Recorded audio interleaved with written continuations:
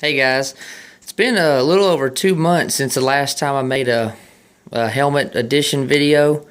About 3 of these helmets have already been in other videos, but I thought I'd go ahead and just put them all together and show you, what I've gotten here in the last, 2 to really about 3 months or so. Just go ahead and put them all together. I've actually got a pretty nice variety for this video. Normally I have a lot of M1 helmets, but I've got, like I said, quite a bit of variety this time, and I thought I'd share them with you today. This first helmet here is a World War II. It's an M1 helmet. Y'all know, if you've been watching my videos and following me for a while, I love M1 helmets. This one I got at a gun show for 20 bucks. I actually passed it up the gun show before, about a month before. The man had it for 35, and he had it again, and he knows I bought some stuff for him before, and I'd appreciate it, so he gave it to me for 20 bucks, which was a good deal. Overall, it's in, pretty good condition. I know you see the ding right there. Looks like somebody, whoever was wearing it, got hit with something pretty hard. Hopefully, they weren't seriously injured or anything, but that's a pretty good knock on there. Like I said, hopefully nothing bad happened to him. This one, I checked the heat stamp, and it's actually, it's going to be hard for y'all to see, but it's 136A, which in my book shows to be somewhere around April of 1942. As you can see, it has swivel bells on here, but it would have originally had the fixed bells. These were the fixed bells were replaced by these swivel bells. And then it is a front seam. So this is an early World War II helmet. I've got a few of these. Well, I've got about 30 M1 helmets from World War II, but this is one of the probably top 5 earliest helmets that I do have. I wish it was still fixed bell and, was more complete, the chin strap and everything. But overall, a really good deal for 20 bucks. Really good deal.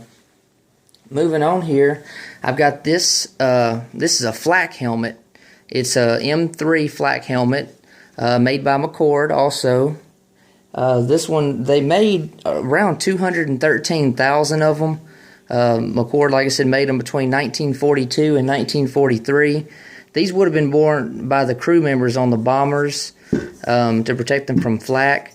Now this one is actually the second of 2. I have another one I bought last summer. I actually got this one back about 3 months ago. A man got it for me in my place at an estate sale. He knew I'd be liking it, and I ended up, I paid him back. But overall, it's in really good condition for its age. This one has the liner, which is great condition, really, really good condition.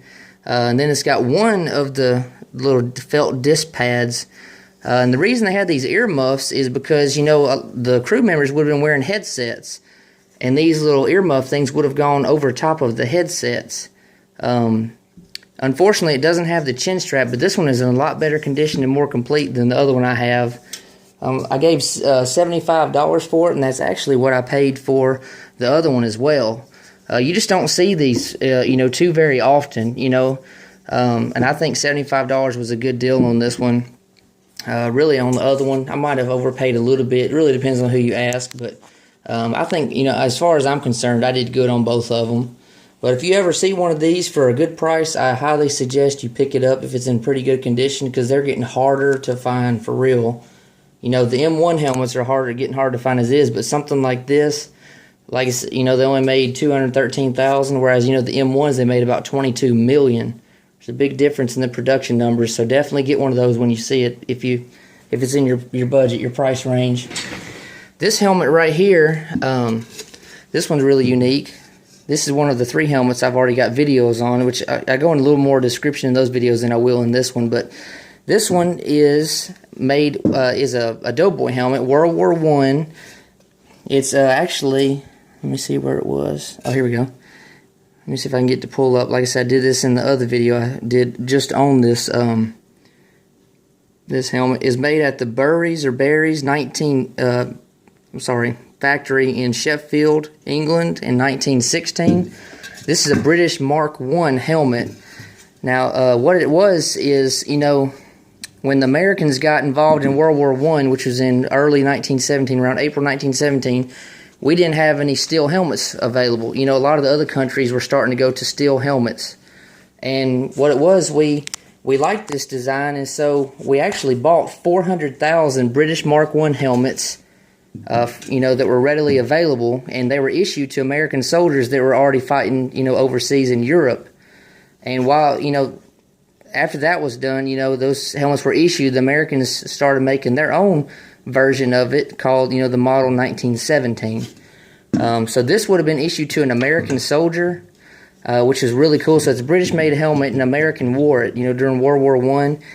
And then after World War I, around like 1939 to 1941, this type of helmet liner was installed, which, a lot of it's missing. It's just got the frame left and half the chin strap. But this right here has got a unique history. It's really cool. One of, 400,000 that were issued to American soldiers. I thought it was really neat. I got it for $40 at an antique store.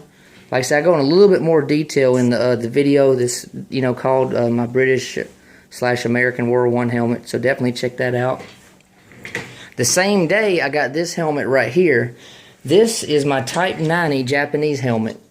I got this, like I said, at the same antique store as this Doughboy helmet. This one I gave $80 for. Really, I paid $120 for both of them. That's basically what it came out to. I was really excited about this. The man was actually holding both helmets for me because, it had been several weeks since I'd been in there. And he was waiting for me to come back, because he knew I would want them. And he gave me a good price on them. $120 for both was a good deal. I've always wanted a Japanese helmet, but I've never seen one in person, ever. Out of all the years been doing this, I've just never seen one in person. This one's really unique. It's got the Japanese characters in here, which I'm guessing is probably the soldier's name that wore this helmet. I can't read that. I've tried to do some stuff on Google to research it, but I didn't come up with much. But if any of you guys can make this out, definitely let me know what this says, what it's a name or whatever. This helmet's overall in good condition. For its age, as you can see, it did have a star on there at one time. Somebody's taken the star off, and who knows did what with it. I'm going to find a replacement original and stick it back on here. It does have the original chin strap, which is awesome. It's got a little piece of the leather liner left. It's about gone, but overall, a good deal on this for $80. I was really happy to pick this up. Hopefully, I'll find a few more to add to my collection.